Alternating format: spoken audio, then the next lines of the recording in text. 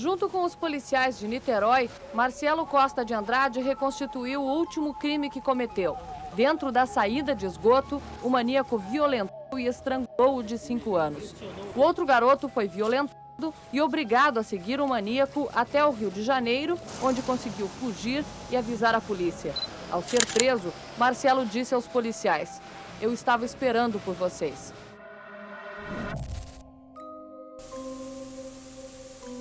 Faremos agora uma pequena pausa em nossa programação.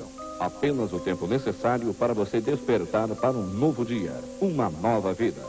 Logo estaremos juntos novamente, apresentando o Telecurso 2º Grau com as aulas de Geografia número 21 e OSPB número 11. 7 horas, Bom Dia Brasil.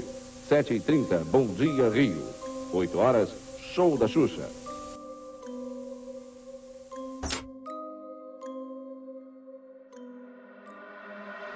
17 de dezembro de 1991. Um menino corre desesperadamente pelas ruas de Niterói, o coração batendo tão forte que parece que vai rasgar o peito. Ele não ousa olhar para trás, mas sabe que a escuridão o persegue. Aquele menino teve a sorte que outros 14 não tiveram. Ele escapou do que a imprensa viria a chamar de o vampiro. Mas o que ele viu naqueles momentos de terror não foi apenas um assassino. Foi um homem que acreditava, em seu delírio mais profundo, que aquele sangue inocente era a chave pela beleza eterna.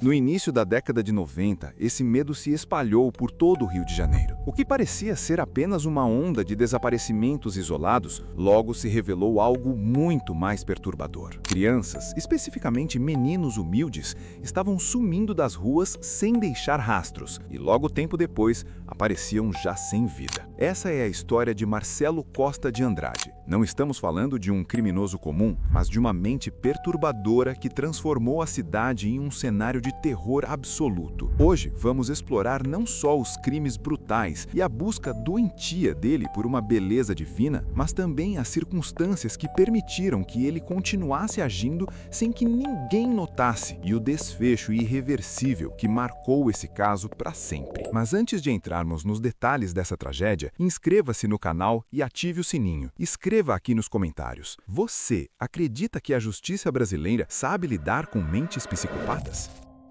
Nascido em 1967, sua infância foi marcada pela brutalidade e violência que faziam parte da rotina, onde vivia com seus pais, que era sinônimo de violência física e psicológica extrema. Relatos indicam que ele era espancado com fios elétricos e pedaços de madeira. A violência não era um evento isolado, era a linguagem de sua casa. Com 5 anos, quando seus pais se separaram, ele foi enviado para o Ceará, para viver com seus avós, onde também apanhava muito. Tempos depois, foi mandado de volta para o Rio de Janeiro, onde constantemente era vítima de maus tratos dos novos companheiros dos pais. Marcelo era descrito como uma criança isolada e que tinha dificuldade de interação. Não se encaixava com facilidade e era excluído pelos colegas e também considerado estranho dentro de casa. Durante a infância, apresentava sangramentos nasais frequentes e ferimentos na região da cabeça, atribuídos a quedas ou agressões. Anos depois, afirmou que nessa fase tinha visões durante a noite de figuras sombrias. Eram experiências que dizia não entender. Foi nesse período que foi abusado sexualmente por um homem mais velho.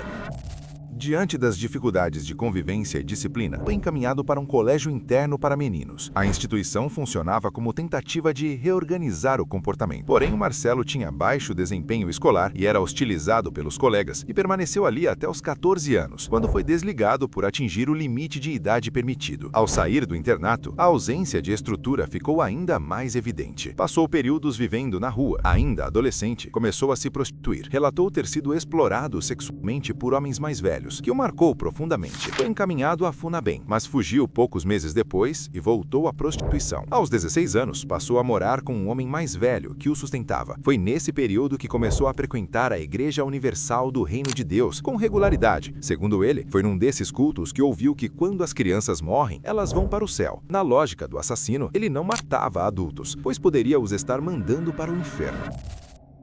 Já na casa dos 20 anos, passou a fazer trabalhos informais, como distribuição de panfletos, ajudava nas despesas da casa e mantinha uma rotina religiosa intensa. Frequentava cultos várias vezes por semana e, quando não estava lendo as pregações do bispo Edir Macedo, estava lendo revistas pornográficas. Gostava de ouvir músicas da Xuxa e de outros ídolos infantis da época. A mãe de Marcelo conta que ele tinha o estranho hábito de ficar ouvindo uma fita gravada de quando o irmão mais novo estava chorando. No começo da década de 90, Marcelo passou a frequentar bairros da Zona Norte e também por Niterói, caminhando por praças, terrenos baldios e áreas próximas a comunidades. Suas vítimas eram crianças humildes, meninos que trabalhavam nas ruas, engraxates, vendedores de bala. Ele observava antes de se aproximar e se apresentava de forma calma, oferecendo dinheiro e doces. Às vezes, dizia que precisava de ajuda para buscar algo rapidamente. Depois de estabelecer contato, conduzia a criança para áreas mais afastadas, nas matas próximas ou construções inacabadas. Após tirar a vida das crianças, Marcelo cometia atos de necrofilia, o detalhe que lhe rendeu a alcunha na imprensa. Bebia o sangue das vítimas. Ele acreditava piamente que aquele sangue o tornaria mais bonito, limparia sua pele, lhe daria poderes divinos. Em seus depoimentos, ele dizia com convicção: "Eu fiz isso porque queria ficar bonito como eles." Dentro de casa, porém, a mãe de Marcelo aos poucos percebeu mudanças no comportamento. Encontrou roupas infantis escondidas no armário e notou o interesse obsessivo por revistas com imagens de crianças. E em algumas ocasiões, Marcelo voltava para casa com manchas de sangue nas roupas. Pouco depois, um novo registro chegou à polícia. Dessa vez, tratava-se do desaparecimento de Ivan, de 6 anos, ocorrido em circunstâncias que chamaram a atenção desde o início. Ele e o irmão haviam saído até a casa de um vizinho, que lhe havia prometido oferecer um almoço, mas o tempo passou e os dois não voltaram. Quando os dois garotos passavam pela estação central de Niterói, foram abordados por Marcelo, que, segundo Altair, teria lhe oferecido cerca de 4.000 cruzeiros para que os dois o ajudassem a realizar um ritual religioso. Os três pegaram um ônibus e foram parar numa praia deserta, nos arredores do viaduto do Barreto. Nesse momento, Marcelo tentou beijar Ivan. Assustado, tentou fugir, mas foi pego e derrubado no chão. Atordoado, assistiu seu irmão Ivan ser violado sexualmente e morto. Altair, assustado, passou a fazer tudo o que Marcelo queria. Os dois dormiram em um matagal e na manhã seguinte partiram para o Rio de Janeiro. Marcelo chegou no trabalho na companhia do garoto e o apresentava como seu sobrinho. Durante uma breve distração, a criança aproveitou para fugir do local e chamou a polícia. Quando chegou em casa, através de uma carona,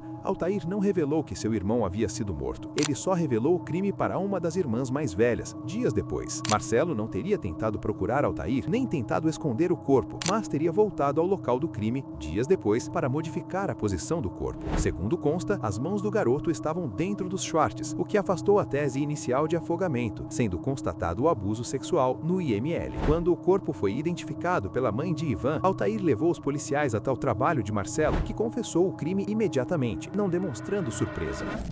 Na delegacia, Marcelo confirmou ser o autor de mais 12 assassinatos. Ele revelou um dos seus primeiros crimes. Segundo o próprio, em junho do ano de 1991, ele havia acabado de descer de um ônibus quando viu o garoto de 11 anos pedindo esmolas na rua. Marcelo então o convenceu a ir até a casa de uma tia para pegar cerca de 3.000 cruzeiros que seriam dados ao garoto. No entanto, Marcelo levou o Dair até um campo de futebol e tentou abusar do menino e, como não conseguiu, o esganou. Logo após o crime, Marcelo foi para casa jantar e voltou mais tarde, quando decapitou o corpo do garoto. Marcelo afirmou que fez isso com o garoto para se vingar do que faziam com ele durante a época que viveu no internato. Seu primeiro crime ocorreu em abril de 1991. Ele estava voltando do trabalho quando viu um garoto vendendo doces na avenida. Inventou a mesma história do dinheiro e do ritual religioso e o levou para um matagal. Tentou fazer sexo com o garoto, mas este resistiu. Marcelo o agrediu com pedras, depois o asfixiou e o estuprou. Segundo ele, foi a partir daí que não conseguiu mais parar de cometer crimes. Marcelo cumpre pena em manicômios judiciários desde 1993 e confessou 13 dos 14 assassinatos atribuídos a ele, 8 dos quais foram confirmados pela polícia.